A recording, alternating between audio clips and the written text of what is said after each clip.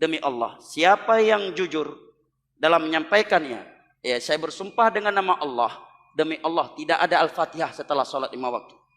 Yang ada dari Nabi setelah salat 5 waktu, silahkan buka Sahih Bukhari, Sahih Muslim, Sunan Abi Daud, Sunan Tirmidzi, Sunan Ibnu Majah, dan seluruh kitab hadis serta seluruh kitab fikih, baik fikih Syafi'i, Hambali, Maliki, Hanafi, ataukah Al-Fiqhul Muqarran, fikih perbandingan mazhab. Yang ada setelah salat 5 waktu, Nabi setelah salam istighfar 3, kata Abdullah bin Abbas, istighfar 3 kali. Astaghfirullah, astaghfirullah, astaghfirullah. Kemudian Allahumma antas salam wa minkas salam tabarakta ya dzal jalali wal ikram la ilaha illallah wahdahu la syarika lah lahul mulku wa lahul hamdu wa huwa ala kulli syai'in qadir la haula wa la quwwata illa billah la ilaha illallah mukhlishina lahuddin walau karihal kafirun. Allahumma la mani' lima a'taita wa la mu'ti lima mana'ta wa la yanfa'u dzal jaddi minkal jadd. Kemudian subhanallah 33 kali. Alhamdulillah 33 kali. Allahu Akbar 33 kali. Ada pula yang berpendapat 11 kali. Kemudian la ilaha illallah wahdahu la syarika lah lahul mulku wa lahul hamdu wa huwa ala kulli syai'in qadir. Kemudian ayat kursi, kemudian 3 kul. Khusus pada maghrib dan subuh membacakan la ilaha illallah wahdahu la syarika lah lahul mulku wa lahul hamdu yuhyi wa yumiitu wa huwa ala kulli syai'in qadir 10 kali. Dan khusus subuh Nabi juga membacakan Allahumma inni as'aluka ilman nafi'an wa rizqan thayyiban wa amalan mutaqabbala. Demi Allah tidak ada paket Al-Fatihah atau salawatan setelah zikir salat 5 waktu. Ini yang datang dari Nabi. Buktinya buka seluruh kitab hadis dan seluruh kitab madhab. Tak bacakan supaya sampean tahu keramatnya bismillah. Nah, sebelum saya bacakan bismillah Fatihah, tak beritahu tentang ilmu tafsirnya karena ini penting sekali. Fatihah itu dawuhnya Allah, tentu itu dawuhnya Allah. Saya ulang lagi, itu kalamullah. Tapi yang sudah diberikan kesampaian ke kita semua. Sehingga seakan-akan itu menjadi dawuhnya kita ke Allah. Jangan salah loh ya, Fatihah itu dawuh Allah tapi sudah diberikan ke kita. Sehingga posisi kita itu yang punya itu. Nah, kenapa ini perlu dijelaskan? Karena nanti ada kalimat iyyaka na'budu wa iyyaka nasta'in. Kalau itu masih kalam Allah, berarti Allah ngomong ke kamu, ngendikan ke kamu, kepadamu aku menyembah. Masa Allah menyembah kamu? Nah, sehingga ilmu tafsir itu menyelesaikan itu dulu ya. Saya ulang lagi ya, sebelum sampean sering baca Fatihah, aku yakin ya sering baca. Ini barokahnya ndak paham itu ndak pernah janggal. Enggak paham itu ya penting supaya ndak iskal, ndak janggal. Sebetulnya di kalimat itu ada yang janggal. Kalau Fatihah itu kalimatnya Allah atau kalam Allah, bagaimana dengan kata-kata iyyaka na'budu? Masa Allah ngendikan ke kita, kepadamu kami menyembah. Masa Allah menyembah kita? Maka penyelesaiannya secara ilmu tafsir gimana? Semua ulama mengatakan, bukan 1-2, semuanya mengatakan di Fatihah itu semuanya diberi kawalan kalimat. Saya ulang lagi ya, di Fatihah itu semuanya diberi awalan kalimat qulu, katakan wahai hambaku begini. Ya, katakan wahai hambaku begini. Nah, begini ini pelajaran dari Allah yang sudah diberikan ke kita. Terus kita mengatakan bismillahirrahmanirrahim, alhamdulillahirabbil, termasuk kita mengatakan iyyaka na'budu wa iyyaka nasta'in. Jangan bayangkan Allah ngendikan ke kita. Kalau Allah ngendikan kita berarti gini, hei wahyu ihdinas siratal mustaqim, tunjukkan saya jalan yang benar. Nah, nanti kamu terus, ya Allah, Anda aja minta pertolongan saya minta tolong siapa? Kan jadi panjang kan. Ya, saya ulang lagi ya. Jadi itu di Ulumul Quran diterangkan gimana? Sebelum baca Fatihah ya, Fatihah itu kalamullah, ngendikane Allah, tapi yang sudah diajarkan ke kita dan sudah milik kita, sehingga kalimat itu menjadi milik kita. Tapi ya kalamullah, tetap kalamullah, tapi sudah menjadi milik kita. Udah paham ya? Ya pinter nah. Ya, karena kalau tanpa penjelasan seperti ini Anda akan iskal. Bagaimana Allah, iskal itu janggal, bagaimana Allah mengatakan iya karena butuh. Kan jadi aneh ya? Ya, jadi tak jelaskan secara ilmiah ya. Jadi kata ulama-ulama tafsir, ayat-ayat Quran seperti ini sebetulnya dimulai dari qulu, apa? Meskipun enggak dilafatkan. Itu kan sama dengan qul huwallahu ahad Muhammad, katakan kalau Tuhan itu satu. Ya namanya Quran itu kan kalam Allah, membina nabinya, membina umatnya. Makanya dikatakan atau enggak, di sini tersembunyi kata kulu, katakan. Ya. Jadi ya ibarat apa itu? Kamu ngajari anak kamu lah. Le, panggil jenengan bapak kulo.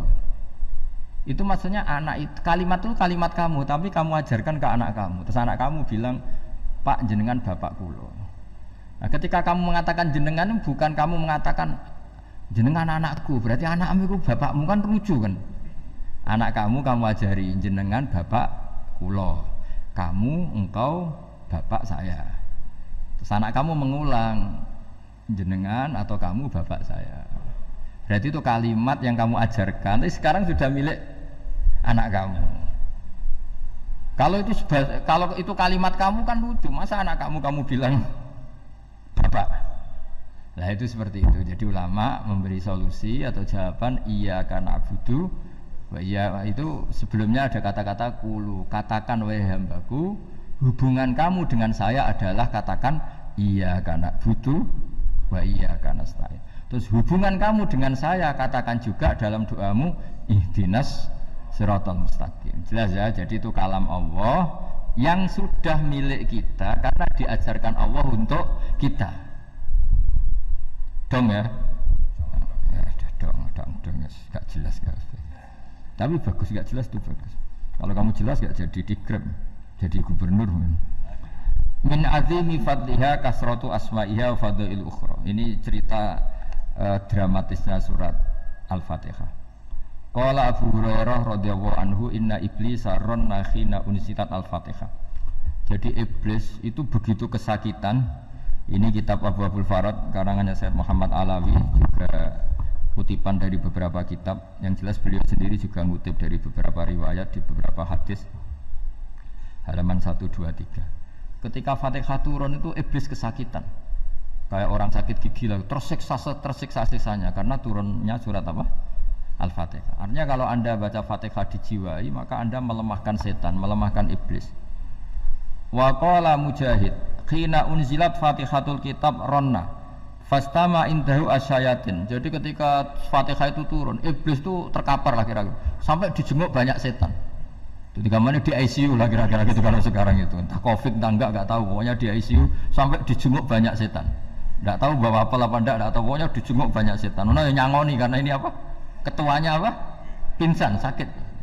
Jadi iblis itu sakit sampai dijenguk anak buahnya setan-setan. Ya, semoga kalian semua tidak kenal setan. Kalau kenal berarti teman, apa? Wa qalu misla dzalik wa qala lahum laisa mimma taquluna syai'un walakin unzilat suratun laisa ajru qailiha illa an harrama alaihi nar jahannam. Saya ini bukan sakit fisik kata iblis. Kamu tidak usah jenguk saya, datangkan dokter terbaik, tidak usah. Saya ini tidak sakit fisik. Saya ini sakit karena ada surat yang diturunkan, yang pahala yang melafadzkan surat itu pasti selamat dari neraka. Padahal misi terbesar saya ini supaya manusia masuk neraka. Sekarang punya tamengnya. Wah pusing kan? Ya seperti orang lah goda sampean, ternyata sampean setia, itu kan pusing. Nah ternyata tidak setia, itu yang akhirnya ribet kan itu.